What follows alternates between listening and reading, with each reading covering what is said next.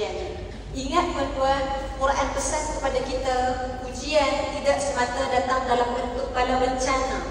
Ujian tidak semata datang dalam bentuk hati yang terluka, jiwa yang kecewa. Ujian juga datang dalam bentuk kesihatan dan kenikmatan yang kadang-kadang membuatkan kita lupa.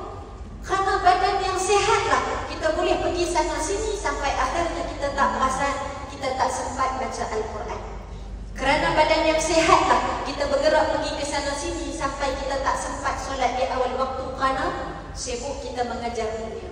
Lalu kita nak tengok bagaimana Al-Quran ajar kita duduk sekejap, melihat apa yang telah dikisahkan dalam Al-Quran untuk kita jadikan sebagai panduan. Siapa yang ada Al-Quran boleh buka surah Ali Imran.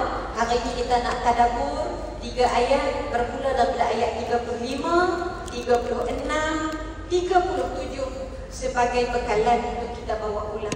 Saya tidak ada puan-puan datang daripada jauh, ada yang daripada Kajang, ada yang daripada mana? Paling jauh? Ampang, ada yang daripada Ilai, Thailand, ada Thailand. Tidak nak puan-puan datang jauh, datang sonok-sonok, gelak-gelak, nangis-nangis, balik begitu saja. Saya tidak nak macam itu. Kita datang, mesti datang kita mengharapkan pengampunan. Balik kita bukan sekadar dengan pengampunan dan keberkatan, kita nak bawa balik cebisan-cebisan ayat Al-Quran untuk esok-esok bila hati kita terluka, bila kita terleka, lalu inilah ayat yang akan mengingatkan kita semula. Baik, kita nak tengok ayat 35, apa kata Allah Subhanahu Wa Taala. Inilah kisah keluarga yang Al-Quran sebutkan. Suaminya bukan Nabi, suaminya bukan Rasul, tetapi diabadikan namanya di dalam Al-Quran sebagai satu simbol. Inilah wanita, inilah lelaki yang perlu diambil pelajaran. Siapa dia? Namanya Imran. Surah Ali Imran. Imran ni siapa? Siapa Imran? Ayah Maryam. Lagi suaminya siapa? Suami siapa ni Imran? Ada yang macam nak angkat tangan, suami nama Imran ke?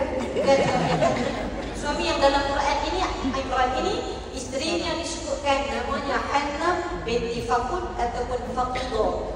Kita tidak nak cerita tentang Imran. Pasal kalau nak cerita pasal Imran banyak. Saya hanya nak cerita memposisikan diri kita berada di tempat Hannah, nak belajar bagaimana nak menguruskan ujian dalam kehidupan. Baik. Allah Subhanahu Wa Taala sebut, a'udzubillahi minasyaitanir rajim. Idh qalat imra'atu Imran rabbi inni nadartu laka ma fi batni muharrara fataqabbal minni innaka antas sami'ul alim. Ayat pertama 35. Apa kata ayat ini? Ketika mana Imran berkata, tengok isteri Imran berkata, tengok dalam Al-Quran ni puan-puan, bila ada doa itu kembali dirakamkan, maknanya kata ulama tafsir, ada sesuatu mesej yang sedang Allah Ta'ala cuba sampaikan. Kenapa Allah sebut isteri kepada Imran pernah doa? Qala tu maknanya dah berlalu.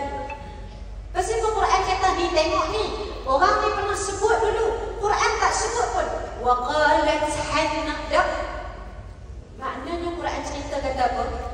Namanya tu tak penting. Mesejnya itu, apa yang didoakan itu yang lebih utama. Apa yang dia doa? Idh qalat imra'atu Imran rabbi inni. Mana-mana orang pun bila berdepan dengan ujian, yang pertama akan dia buat apa? Mengembalikan ujian tadi kepada Tuhan, kepada Allah.